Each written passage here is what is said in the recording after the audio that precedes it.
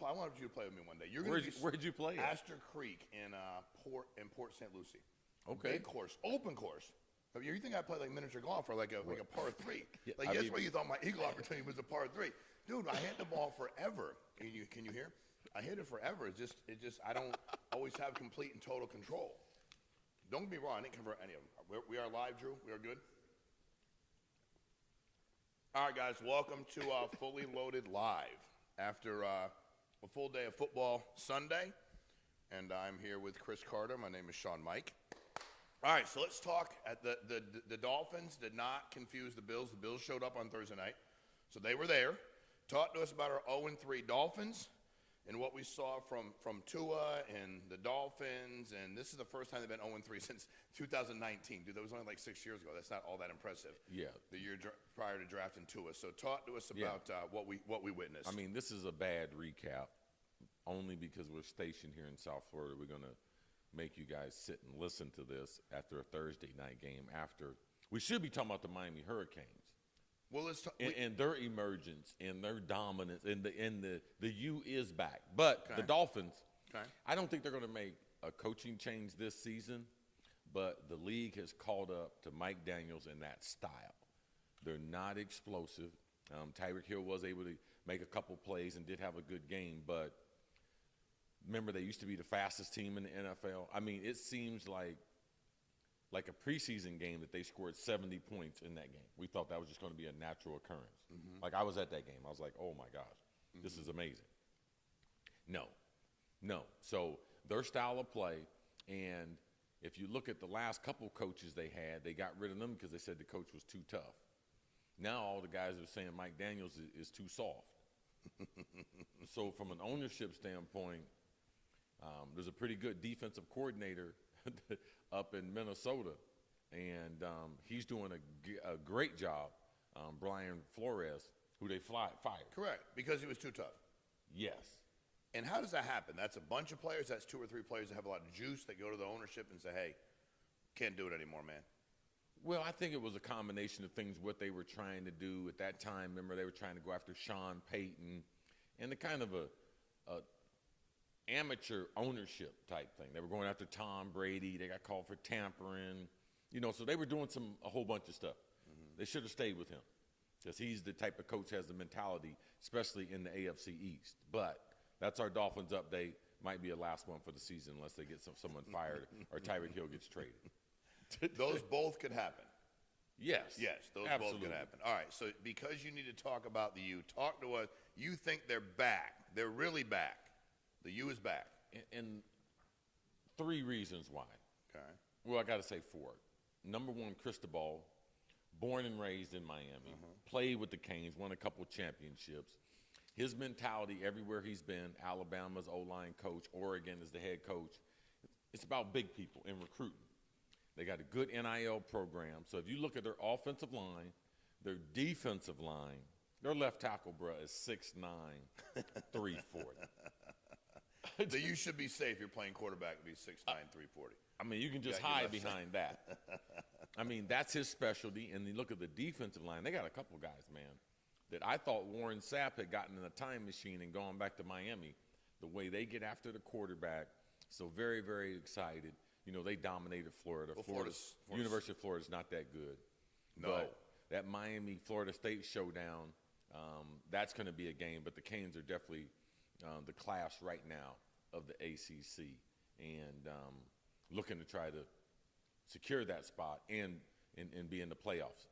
The championship game is in Miami this year. I know. Wouldn't that be something to watch the U play in Miami? Yeah, it'd be nice against Ohio State, though. That'd be great.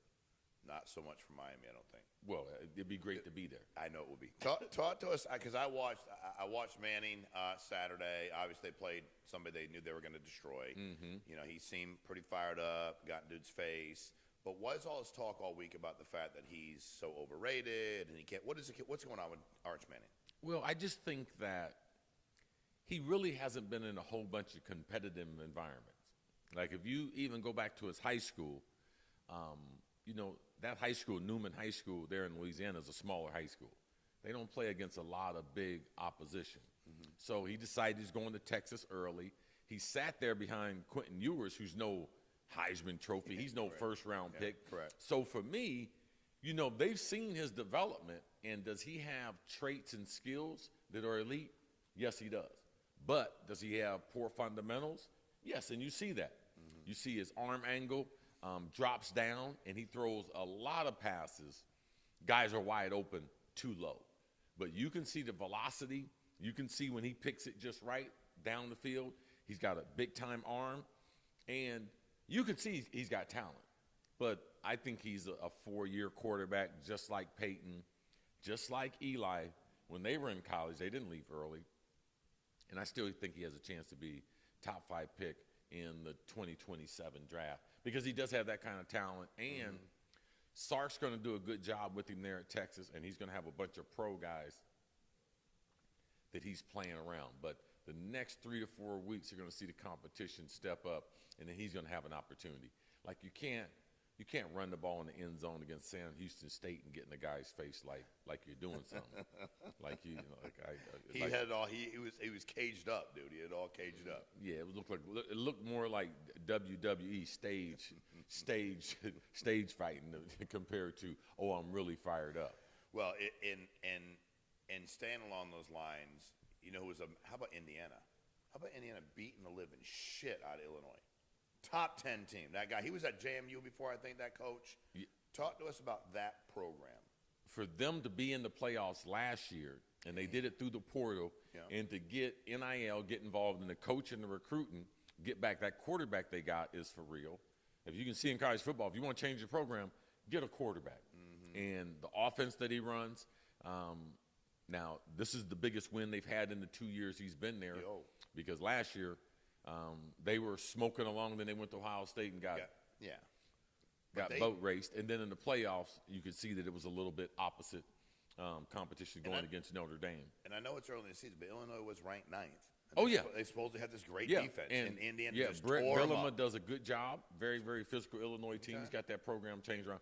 Great victory for Indiana. That was ass beating. All right, we got some questions here. Okay. I want to hear this one. David Seawick, because I want to know what is going on with Clemson? How on earth do you lose to Syracuse at home? Well, Syracuse totally outplayed them. And, you know, Dabo, this was supposed to be the year, doing it his way, not participating in the portal, grooming his kids, developing his kids, and his quarterback. His quarterback's been the biggest disappointment. But Dabo needs to be careful. Last week in the press conference, he talked about a buyout.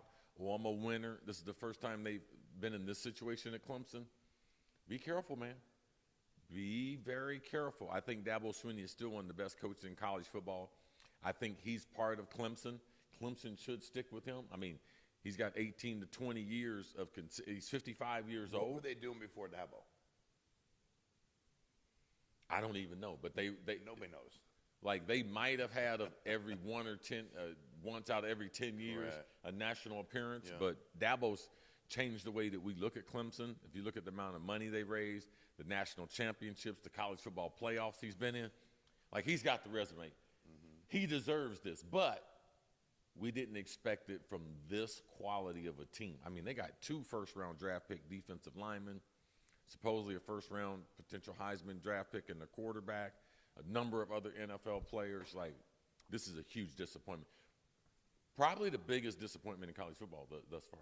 Yeah, and Dave, if you're like me, you disappointed because it seemed like an easy game to take after Clemson. You would think it would be angry. They take their anger out on Syracuse at home. No, a guy to watch out for is Fran Brown there at Syracuse. Like if you want a coach that's on fire, what he did, he's the one that a couple of weeks ago that ran the kids after practice. Yeah. I mean after the game. Yeah, after they ran them, kept them there in the dome and ran them.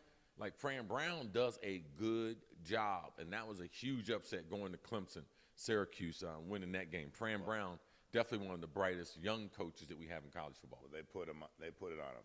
Neef Buck, what's up, brothers? I love the podcast. Keep growing. Please stay strong. Thank you. Steven, the NFL loves the Chiefs. Can you share if you've ever noticed behavior or practices in the NFL that might fuel conspiracy theories?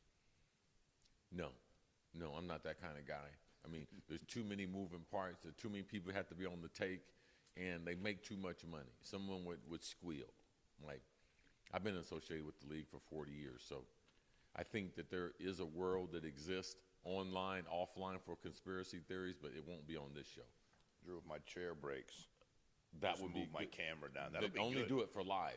Well, if it breaks right now. If it breaks, then I'm going to let one of the sharks out, nibble on the top of your head. I'll rip that thing in half. Oh, I ain't worried about that. You're going to be on the ground. Okay? No, it won't even. How long is it going to last out of here? I can kick it over there. It'll be dead out here with they can't breathe. All right, so what I will tell you, though, you talked a lot about Travis Kelce before the season. Working out, getting in shape, being in Florida. Where's Travis Kelce? There ain't no – he's at the end of his career, man. Just like any other great athlete except LeBron James. He's doing nothing, though. Just like any other great athlete. How many catches you have in your last game? My last game? Yeah, your very last game. None. Okay. I couldn't separate away from no one. Did you believe he was? I was down here playing basketball against guys like you in the Boca League, man. At the JCC, man. You for the Come season. on, man. What for NFL? The first guy to hit me lacerated my kidney. I was like, oh, where's this tough Chris Carter? Did you think Travis Kelce was going to be better prepared this year to have a better last year? Yeah, he is better prepared, but when they get the other two guys back that are better than him, the one he knocked out, the one he hurt. Yes, and the other one who knocked himself out, driving recklessly, putting people's life at danger, Rice, like he's out 6 games. Worthy will be back. They will be better. Now, they're going to be dangerous in the playoffs, but he is not the lead dog. He can't do that anymore. He is too old for that. You can see his short area quickness has suffered, and you can see that his ability to ad-lib when you get older, like it used to be cute. You can see him and Patrick Mahomes not on the same page. Yeah. Because he's pressing. His body can't do what it used to do. Yes. That's okay. The next gig you got is the greatest gig you're going to have in your life, buddy. What, being Mrs. Taylor Smith? Yes. Swift? Yes. Yeah, whatever. Change your name. If I was him, change. They did beat the Giants, though. They did sneak one out against the Giants. Just Giants are like one notch above Canadian football. Dude, how do you have CFL? How do you not have on your roster? So I'm watching the game last night, and the dude, their kicker's hurt. Supposedly he come in and kick late when they had a shorter one in the second half, and they had some other left-handed dude who was the punter, who was the kickoff, and they don't got nobody else that can kick the ball up to the uprights. Like you're this big NFL team, and you got a dude that can do it. Well, this is the thing. If the other guys are injured, but they're not on injured reserve, that means you still got to hold that roster spot. So now you got, okay, how many guys do I need on defense? How many guys on offense that are subs going to play special teams? And those guys, either they can kick or they can't kick. They can't do anything else. So it's a roster spot situation that you're worried about. Well, it was ugly, dude. And the Giants are terrible. I think they said Daboll I didn't realize he was coach of the year his first year, and then over the last 3 years he has like 9 total wins. So, all right, James Pizzaglia. I like this one because they lost again because they suck. Dak was laughing and smiling on the sidelines when the Cowboys were down 17 points to the Bears. Is he the leader or the right leader for the Dallas Cowboys? Yes. I mean, what do you expect us to be doing? Like, we're down by 17. I'm supposed to be frowning? That's not going to change anything. Mm-hmm. Like, it doesn't change anything. We overreact to how people look in professional sports. Like, if you were in that situation, you have all kind of faces. You got people upset, people that look indifferent, people that are smiling. Like, it doesn't mean that they're all not competing at the highest level. Like, they're grown men. Like, we're emotional creatures. And you are going to smile. Even after the game, you do interviews and everything. It's not like I'm going to chew somebody's head off because we're down in the game or we lose the game to the Chicago Bears. It's not the end of the world. I'm going to be a professional. And smiling on the sideline while you're losing does not mean you're not a leader. Like, there's no leader that's making that statement. There's no leader asking me that kind of question. Not a real leader, not no real people. You like that question then, huh? Well, no. It's a dumb question. It's a dumb question. You said you're not a real leader for asking that question? Yeah, and you're not a leader. Like Got it. Okay. Hey, I do know, though, that leadership, is Jerry Jones a leader? Oh, absolutely. And Jerry Jones don't care if they win. Jerry Jones don't care if they win. Well, you can tell that by based on some of his decisions, regardless of what he says. That's right. So maybe Dak's like, hey, bro, my leader don't give a shit if we win. So you know what? I don't give a shit either. I'm a good leader, too. I'm a good leader. Follow my leader. So, all right, Bobby T. Chris, I know you are close to the South Florida high school football scene. Yep. What's your take on the statement, the U is back? Well, you just made it. Recruiting, NIL, they're doing a great job. Facilities-wise, they've turned a professional environment into a college environment. College game day was in Coral Gables this weekend. Hadn't been there in a decade. That lets you know college football thinks that the U is back, and I'm on the bandwagon. I saw them. I can see those dudes. I saw Warren Sapp, Jerome Brown. Shoot, I run around out there on that defense, man. They got some dudes. All right. Michael Irvin, man, stay back off the sideline, bro. Michael, hey. Mike, Mike. Mike got a lot of energy. Mike got a lot of natural energy. I ain't mad at you, Mike. I've been there, bro. It's exciting. It does make football more exciting. Mike is a legend. Mike is definitely a legend. All right, let's see. How do you keep up? This is a good question, Stephen. How do you keep up with everything such as Arch Manning's arm angle and the plays that you saw the Dolphins run in the third quarter? Very impressive. I'm a huge football fan, and I look for stuff that people necessarily aren't talking about because, okay, people say, well, why is Archie Manning not accurate? Okay, that's the question. The why part is poor fundamentals, not being comfortable in the pocket, not stepping into his throws, and he's got a little funny throwing motion. It's not as pure as Peyton or Eli. I mean, they come over the top. He comes a little sidearm with it. So when your elbow is low, the tendency is that the ball is going to be low, and you're going to be inaccurate. Patrick Mahomes, it's amazing for quarterback play, but there's so many kids out there thinking that they can throw sidearm like him and be accurate. No, you have to have a little bit of a baseball background. Mm-hmm. Baker Mayfield can do it on occasion, but, fundamentals. That's why staying in football, and that's why Paw, legendary Archie Manning, said, I believe he's going to be staying in school because Paw knows. He knows. There is no way an NFL he's making probably $3 to $5 million at Texas. Mm-hmm. Like Texas and Oregon and Ohio State, those are the three biggest NIL. But Texas and Oregon, they're on another level. Mm-hmm. So the ability to be able to stay there in that program and develop for another season, it'd be ideal. And the family has always played 4 years. So Archie's going to be at Texas. Mm-hmm. He needs to be at Texas. And Grandpa let him know he needs to be at Texas. Yeah, Paw. All right. Let's see. We're going to get to the picks in a minute, Dom, real quick. How much will – okay. Michael Reynolds, what's up, boys? Love the podcast. Love the show. I'm a diehard Vikes fan, and I want to ask Chris, just how much will Jordan Addison change things next week? Oh, it's huge, especially with the backup quarterback. Going against the Pittsburgh Steelers, you're going to need other options. Pittsburgh's going to put pressure on the quarterback, so you want to get the ball out of Carson Wentz's hands. You could see the rust, Carson Wentz not playing in a little bit of time, holding on to the ball. But when he let it go, you could see that watch out for their tight end. Their tight end ability to be able to get open, too, is that other third option that you want, as a quarterback. So it's going to mean an awful lot.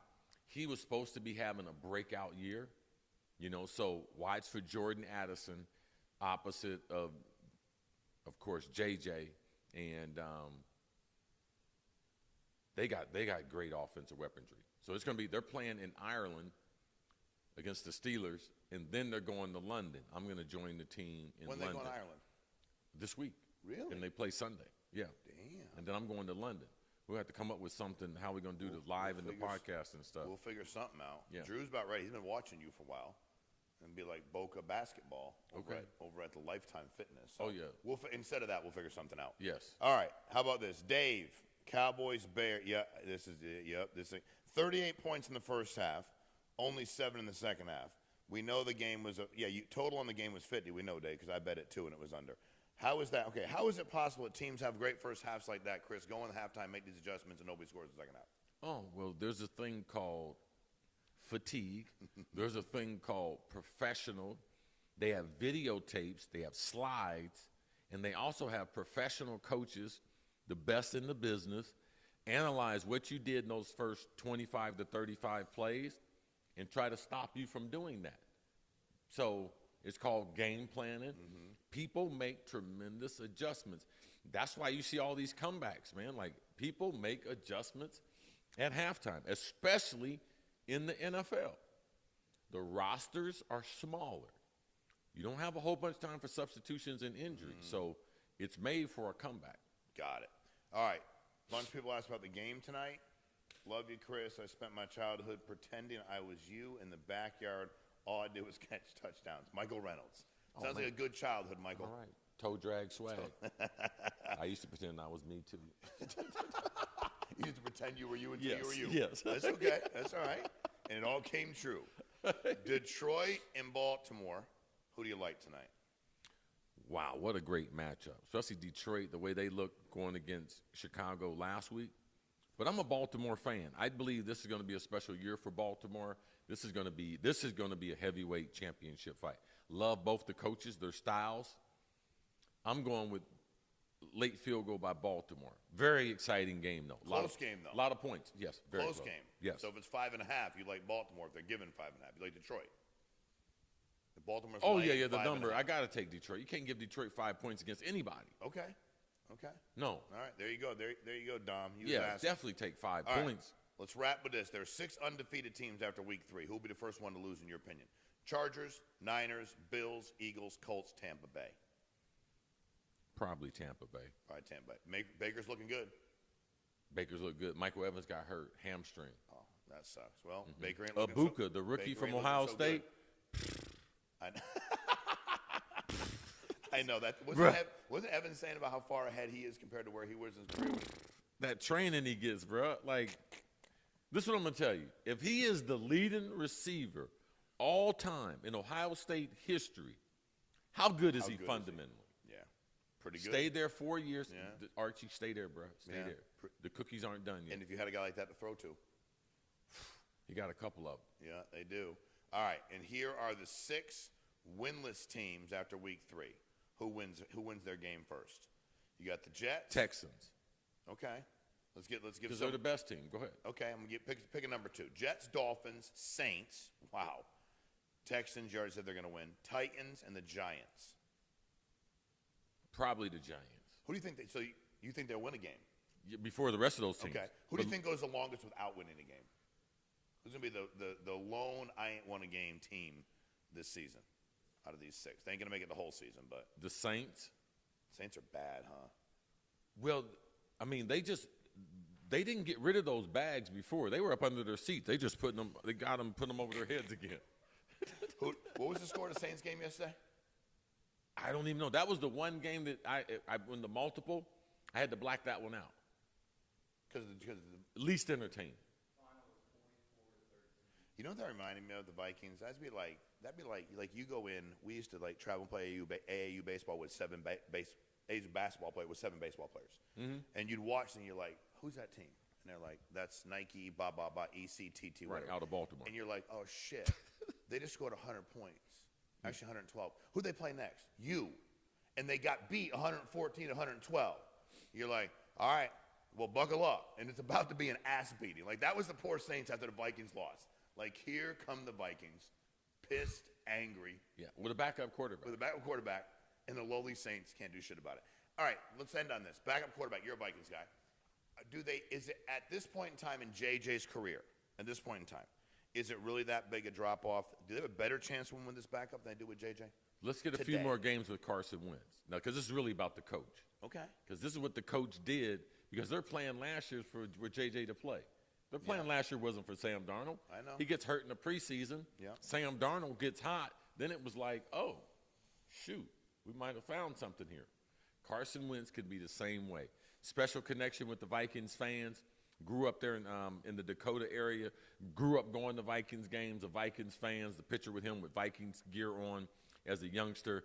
and to be able to be with one of the best coordinators, head coaches, and Kevin O'Connell, it's a unique opportunity in his career. Let's see if he seizes that moment.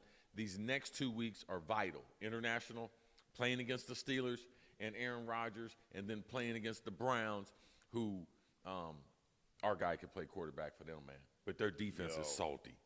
It is, but they can't put no points. I mean, like, but how about the Packers losing to them? That was a crazy game. That's why you got to always take the NFL, take people serious. And if you don't show up to the fight ready, you can't get ready when they're fighting. It's too late. Yeah, it was too late. You're already in it. Yeah. It was. They didn't knock them out. If they could have kicked the field goal when they had them 10-0, the game would have been over with. We knew they couldn't score 2 touchdowns. But they could not get another first down to kick a field goal. Bad loss, Green Bay. When we get to the end of December, we're going to come back to this game. If it's between them and Philly, the difference of going to Philly compared to being in Green Bay because of the Cleveland Browns. Whew. Damn. How about Philly yesterday? What a crazy game. Philly just wins. Philly is just like New England. They just win, dude. When New England was on the run, they're just like Kansas City used to be. Mm-hmm. Like when you are the best team in the league, you find ways to win games. They can throw it. They can run it. They can win a defensive struggle. They can win in a shootout. They should have lost that game yesterday. Like, they should have lost that game yesterday. Yeah. But they wouldn't quit.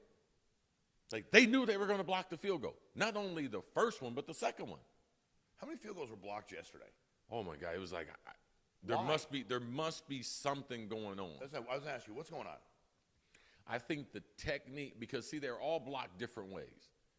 The Jets, the guy jumped over the center. Freakish athletic thing.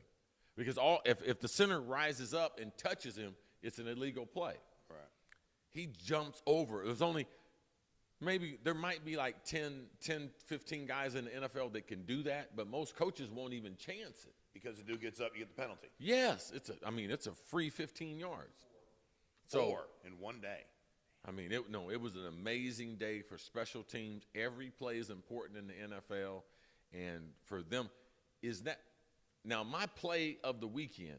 My guy called me and said, "Okay, give me one play. Give me your favorite play." I said, the Rams traveling 3 time zones playing the 1 o'clock game against Philly. They match up well against Philly in the trenches. He said, okay, he plays it. Oh, man, he's texting me at halftime. Oh, I know he's doing the little jig and everything, trying to, hey, man, what do we play in the second half? Yeah. Hey, just relax. Yeah, we got it. There's no way they're not going to cover. They're getting 4 points. Yeah. So they're down by 1, kicking field goal, and not only they block it, they run it in for a touchdown. My man picks it up and scoops it. Yeah. I know. I wanted to cut one of my pinky, cut the nub off my finger. See, he was a gangster. Come on, hey Chris, you're gonna lose a finger for that one. He definitely ain't gonna cut your fingers off. No, I think you're gonna keep all the digits. But what a bad beat, though. I know. Man. Well, I had a buddy of mine who was talking to me in the second quarter. He's like, dude, I was gonna do this, I was gonna do that. Look at the Eagles. I'm like, I don't know, dude. All I know about the NFL is I don't know. That's the one thing I don't know. Like, you watch it makes no kind of sense. You're like, that just happened. Even the Bucks. You're like, oh, man, they lost. Well, this is the thing. If there's a game that you think or you thought the league was rigged, you have been like, okay, Green Bay, the way they played, man, just the first 2 weeks. And now they're going to Cleveland. Oh, they're going to feast on. There's got to be something. But you can't pay off Green Bay because they don't have an owner. They had a bunch of shareholders. Yeah, you got to get to them. So you can't pay them off. So it can't be a conspiracy theory there because you can't pay all those people off. On that note, we're out. We appreciate y'all. Hey, Monday tonight, 7 p.m. Eastern, Fully Loaded, episode 68 drops. You don't want to miss Chris Carter. There's a lot more to this for a full hour. We'll talk to y'all soon. Thanks for jumping on live.